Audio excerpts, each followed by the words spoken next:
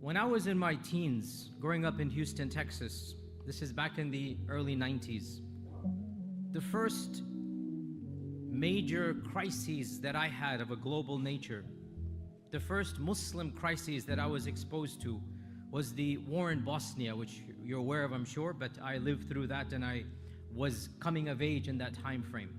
It was the first time that images were coming of concentration camps, tortures, massacres, and that galvanized me. It made me want to do something for the Ummah. I had never felt that feeling before because I was young. I mean, this is my first exposure. I was 16, 17 at the time when the Bosnian conflict begins. I had never heard of Bosnia, never knew there were Muslims in Europe, right? And you find out that people are being killed because they say the kalima. The atrocities that were taking place, the graphic details that were being spread. We didn't have that much video footage, it's still the early 90s, but we had plenty of pictures. We had speakers come who were of Bosnian origin here in America, raising awareness and funds and whatnot. And that was one of my first exposures to Islamic activism. I felt I couldn't just sit back and do nothing. I had to get involved, raise awareness. In fact, the first editorial I ever wrote in my life, the first letter to the editor, I still have it somewhere in my files. I was 17 years old. I wrote to the local newspaper, and I still have it over there about, trying to raise awareness for the Muslims of Bosnia. And, the United Nations at the time had vetoed a resolution that was going to provide aid to the Muslims. America, the United Nations, America had vetoed that and said, no, we're not going to provide more aid and more weapons because that's helping, quote unquote, the civil war. So essentially they allowed, the people to be massacred. And so I wrote a letter protesting that, as a, whatever I could muster at that stage and age. And I'll never forget one time, I was at college, University of Houston, and we did a presentation about the Bosnian conflict. And these graphic images that resembled the concentration camp images that we're used to from World War II, the textbook images that we see, what happened in World War II, the Nazis, the same images of emaciated prisoners, the same barbed wire, but this is in color. This is real footage. And I thought, after I gave that presentation to this class that was majority actually all non-Muslims, I thought there's going to be this mass mobilization, there's going to be this protest, because I had been spoon-fed the narrative, never again. I had been grown up on this doctrine that, hey, if you see something, say something. You have to speak out against evil and do something to stop oppression. But as soon as the class ended and the bell rang, it's as if the whole presentation fell on deaf ears and everybody just went around their life. And as the days turned into weeks and the weeks turned into months and years, it slowly dawned on me that my idealistic notions of wanting to stop that conflict were far too broad. They were far too distant for me as an individual to actually have a meaningful impact. I was naive enough at the age of 17, I was naive enough to think that perhaps single-handedly, right, I could begin a tidal wave of dissent and change, bring about a cataclysmic shift of public opinion. All I needed to do was to become involved, and then the world would change. And when you set your goals too high, too unrealistic, and you don't have the wisdom or the mentorship to temper you down, in all likelihood you will burn out very quickly, because you will think of yourself as a failure, because you set your goals to be unrealistic. I learned that the hard way. And since then, obviously, it's been more than 35 years, alhamdulillah, of Islamic activism and da'wah. Since then, I have had the time to reflect and get involved in many other aspects and many other projects. And in today's brief lecture, I just want to summarize for you my own analysis of how every one of us should be viewing the world, and how we can and we will, inshaAllah ta'ala, make a difference. There are 5 areas of activism that every one of you should be aware of. I'm going to go over them one by one. You might just quickly write this down and then fill in the blanks in your own lives and see what you can do. There are 5 areas that you should be connected to at the intellectual and spiritual level. The first of these is the global arena. And this is the arena where we hear about the most. This is what's in the news. This is what people are talking about. The global arena of the Ummah. You need to be connected to that arena. You need to be aware of what's going on. Right now, as we speak, there's pockets of conflict around the globe. In some areas, that conflict has reached proportions that are, frankly, unprecedented since World War II. The United Nations has said what is happening in China right now of the mass incarcerations of our Uyghur brothers and sisters. This is the United Nations official report. It is unprecedented since the Nazi extermination camps of World War II. We haven't seen mass incarceration of this level since the 1940s. And what this regime is trying to do to our Muslim brothers and sisters, it is not a genocide of the bodies. It is a genocide of identity. This is an identity genocide. It is a genocide of their spirituality. Cruel. They want to preserve the bodies of the Uyghurs. They want to preserve their biological shapes, and they want to eliminate their theology, their aqidah, their akhlaq. They want to eliminate their ethnicity. And so they're indoctrinating them for weeks and years on end. Wallahu musta'an. Of course, that's just one example on the global conflict as we're speaking right now. We see the rise of a neo-fascist regime. Not just the rise, we see the success of a neo-Nazi party in India, the BJP. This party whose very slogans hearken to Nazi Germany of the 1930s and 40s. This party whose ancestors, and this isn't just a stretch or a figment of speech, the BJP comes from an organization called the RSS. And the RSS were active in the 1920s. They were banned eventually, and then they come back and forth, but they were banned for a while because the Indian population and the Indian Congress decided that this party is too extreme. They are fundamentalists to the point of militancy. In fact, the RSS was the one who assassinated Gandhi. Hindu fundamentalists assassinated Gandhi. That's the same RSS party. The BJP is a product of the RSS. You know what else was a product of the RSS? Literally, no exaggeration. The Nazi Party of Germany took its ideals, took some of its metaphors, and took the slogan. You know that slogan of Nazism? It comes from a perversion of Hindu doctrine, the RSS. The slogan of the Nazi Party comes from the RSS slogan. So a party that literally has ties to the Nazis of Germany is now in charge of one of the largest quote-unquote democracies in the world. And multiple agencies have warned of an impending doom, an impending genocide. The rhetoric, we see the videos taking place. Our hearts need to be attached. We cannot scroll over those news items. We must read painstakingly the details of what's going on. Those appalling video footages, those WhatsApp videos of mobs literally hacking Muslims to death. Just yesterday I saw, a pregnant lady lost her child because a mob beat her up. We saw that video online. We cannot just gloss over those news items. This is our first arena, and that is global. Now, I'm going to be blunt here. Perhaps individually we cannot stop the BJP, me and you. Perhaps individually we cannot change the Palestinian conflict and bring them peace that they need. Perhaps individually there's not much I can do to help the Uyghurs. But the least that can do is to incentivize us in our personal lives to do something in an arena that we can contribute to. That's where I'm going to come to. Don't ignore global media. Don't gloss over global conflict. Understand, us individually, we can do minimal. I'm not saying we can do nothing. We should raise awareness. We should raise funds. We should do whatever we can.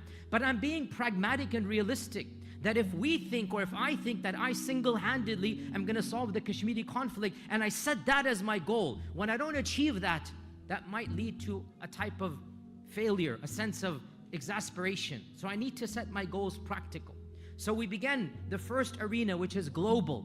And I say, be aware, be in touch, be incentivized, but then use that legitimate anger, Use that sense of, how can this be happening?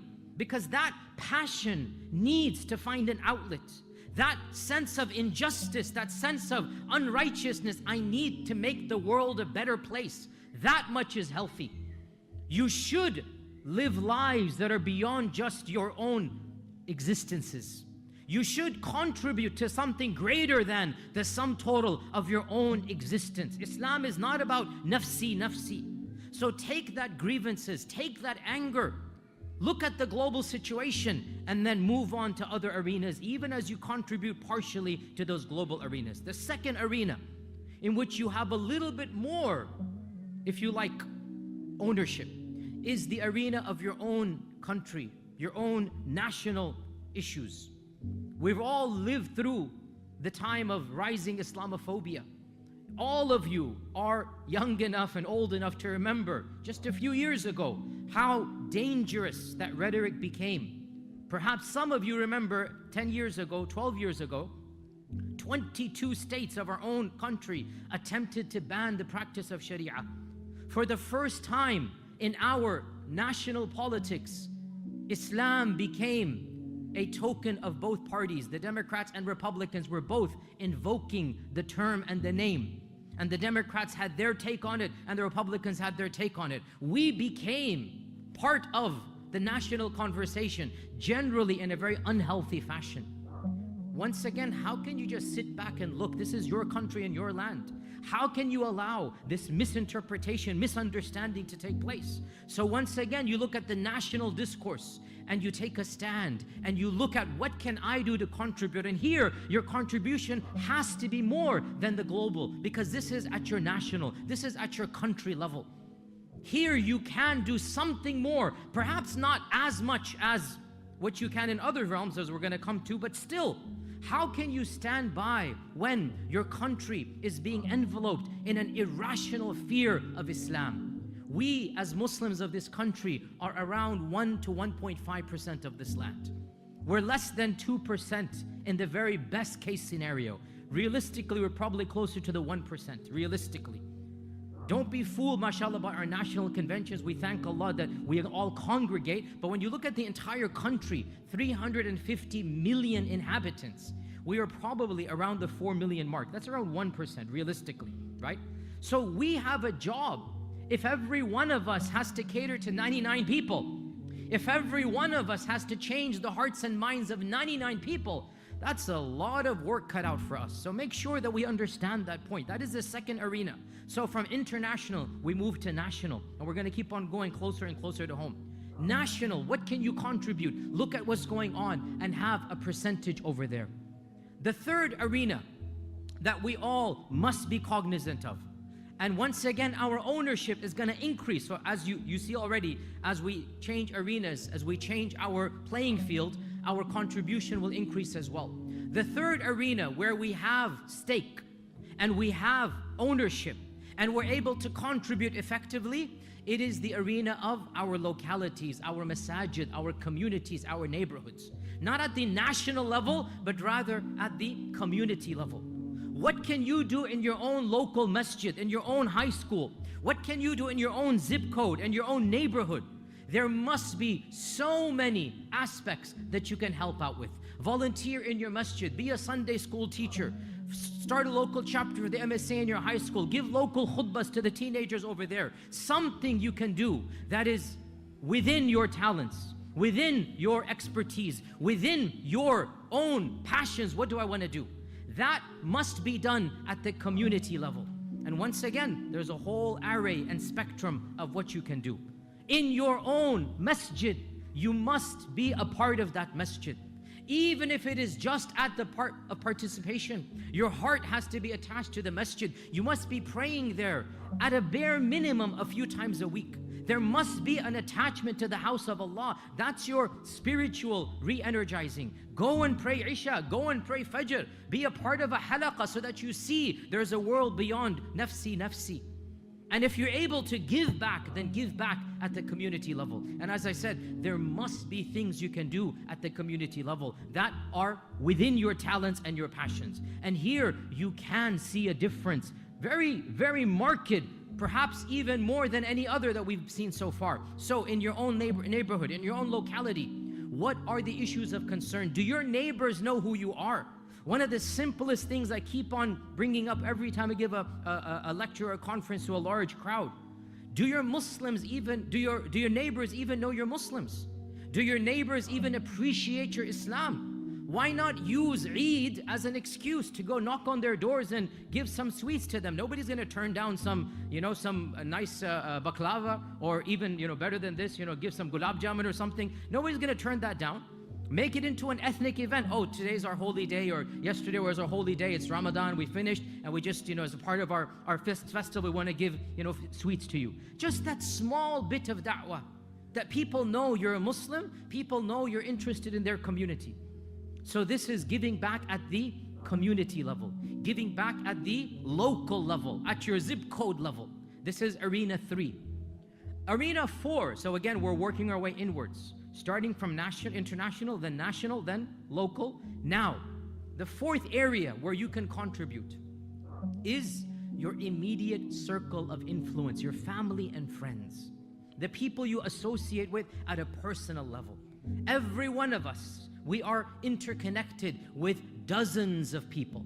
On average, the people who study these things say, on average, the average human being is very close to around half a dozen people, and they're fairly close to like 15, 20 people, and then they have a circle of acquaintances around 50 to 100. This is on average what those people who study these things tell us. This circle, you are the only person in the world that has that unique circle. Nobody has the exact same circle as you. So, what is your contribution to that circle of influence? What are you doing with your own family? If you're a brother, if you're a sister, if you're a father or mother, if you're a husband and wife, what are you doing with your immediate family? What are you doing with your actual friends whom you invite over and they invite you over? What impact are you causing in their lives? How are you improving their religiosity, and how are they improving your religiosity? Are you fulfilling the rights of Allah upon this elite circle that is your inner circle? This is another area of contribution, and frankly, this area now becomes fard ayn. The previous 3, fard kifaya. People have to do it, but not individuals. Not everybody has to get involved with the Palestinian conflict. Not everybody can change the Uyghur situation. The same goes for national. The same goes for even local. Not everybody can do something here.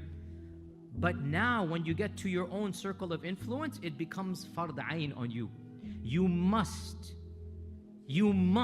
make a difference according to the Sharia of Allah in the lives of the people around you. You must be a proper father or mother, a good brother or sister, a Islamic friend. This is now wajib upon you. This is what your rights are going to be asked about. So study what is obligatory on you and give back to your immediate circle of friends. And then the 5th and final point, these 5 areas I'm talking about. The 5th and final, you yourself, your own relationship with your Creator, your own level of spirituality, your own sense of tazkiyatun nafs. How righteous are you? How pure are you? How good are you in your own relationship with your Creator? Where do you stand? How is your salah? What is your sadaqah? How pure is your heart? Are you harboring grudges? Do you have animosity and jealousy? So that is the 5th, and that is yourself, your own heart. Now these 5 areas, global, national, local, and then your own sphere of influence, and then you yourself. The problem comes, frankly, that most of us, we go in this order. Most of us, we go in the order I just went in. But Allah subhanahu wa ta'ala wants you to go in the exact opposite order. Most of us concentrate on other people and other causes. Most of us get involved in correcting the other, and that's number 5, 4, 3, or 2. But you begin with yourself and work your way outwards. And if you set your goals in this manner, then all of a sudden you will see changes daily and weekly and monthly. If you set your goals in a reasonable fashion, You will be empowered to continue to raise your goals. Once you've changed one aspect, you move on to another. When that is accomplished, you move on to a third, and so on and so forth, until you continue to set one goal after another and accomplish one goal after another. These 5 areas are not mutually exclusive, nor are they chronological. You don't master number 1, then you move on to number 2. No, that's never gonna happen. You never finish number 1 till you die. You're always working on yourself. You're always trying to better yourself. But the primary thrust of your own emphases, your own efforts has to be first and foremost within your soul. Concentrate on your own mistakes before the mistakes of your brother. Better your own self before you try to better other people.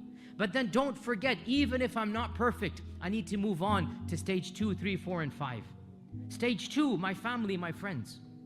What can I do with my children? What can I do with my spouse that is going to make them closer to Allah subhanahu wa ta'ala? What can I do with my immediate circle that I will be a blessed person in their companionship? And then as you give a good percentage to your family and friends, then move on a little bit to the community as well. Because you see, brutal honesty, if you are Mr. Pious in the community, if you are, mashallah, Mr. Muttaqi in the community, and your own family hates you and despises you, and your own family knows you to be a hypocrite, well then, something is wrong. Something is wrong.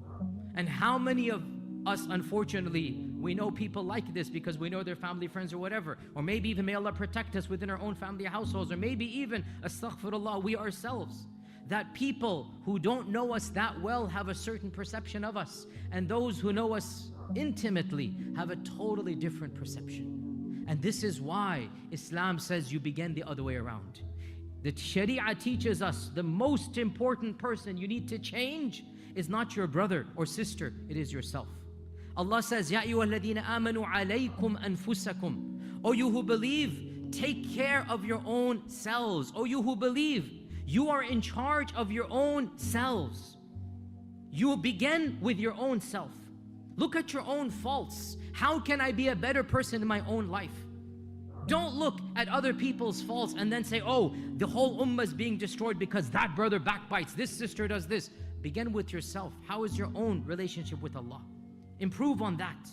Then, as you're improving on that, give a little bit to those around you, and then society, and then nation, and then, as we said, the entire globe. Now I'm going to leave you with some specific advice because the lecture title is about how we improve ourselves. I'm going to give you some specific key things that insha'Allah ta'ala will help us along this way. Allah subhanahu wa ta'ala says, Ya ayyuhalladhina amanu ista'inu bis-sabri was-salah. O you who believe, seek the help of Allah via sabr and via salah. These are the two main powerhouses that will help us navigate the difficulties of da'wah, the difficulties of preaching and teaching, the difficulties of giving back to community. Sabr and salah. Sabr is the realization that life is not going to be easy. You're going to face obstacle after obstacle. Nobody in the history of the world ever started a positive cause and then the people began embracing it en masse. Nobody. Every change begins with that struggle. Every prophet of Allah had an uphill battle to fight. So you too, when you begin change, you're going to need sabr. And salah. Salah, what is salah going to give you? Salah is going to give you a personal connection with your Lord. Salah is going to give you a sense of religiosity and a sense of peace that you will need, because the world is full of chaos. The world is full of evil. The world is going to give you headaches. What is your antidote to that headache? It has to be a connection with Allah subhanahu wa ta'ala. Forget about correcting anybody else when your own salah is suffering. When you can't even master your salah, how can you help anybody else? So begin with yourself. And I will advise myself and all of you of one particular salah that is especially important. Of course, the 5 daily salawat are wajib, that must be done. But one particular salah will help you in this struggle. And it will cleanse your heart of any evil. And it will give you the power, the strength that you need to face the problems of life. And that is salat al-tahajjud. That is the salah in the middle of the night. There is no salah that is more blessed after the 5 fard than the salah of tahajjud. In fact, if you look at the seerah, the second revelation that Allah revealed, literally the second revelation, Ya ayyuhal muzammil, qumil layla illa qalila. The second revelation, when the Prophet rushed back to Khadija, Zammiluni, dathiruni, when he rushed back to Khadija, Allah Azza wa Jal revealed, Ya ayyuhal muzammil, O you who's wrapped up in a cloth, qumil layla illa qalila. Stand the night in salah, except for a little bit for your sleep. If you were to make this a regular habit, now pause here, by regular, ideally every night, but that's not possible. Regular, even once a week is regular. Even once every 2 weeks, but you put it in your schedule every second week, every third week, I'm going to pray tahajjud. My genuine advice to myself and all of you, if you want to be a worker for the sake of Allah subhanahu wa ta'ala, you want to carry the burden of doing something for the ummah, to ease that burden, to lighten that burden, Allah subhanahu wa ta'ala Himself revealed to the Prophet sallallahu alaihi wasallam, pray at night. Because when you pray at night, you will automatically get a sense of spiritual reboost, of energy.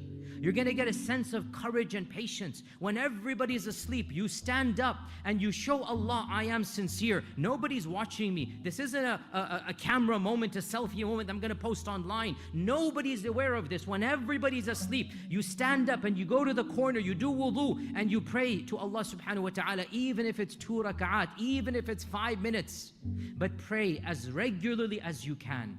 That is a time where the angels come down. That is a time where Allah listens to your dua. That is a time where iman is distributed. That is the time, the last third of the night, where everything you ask Allah shall be given to you.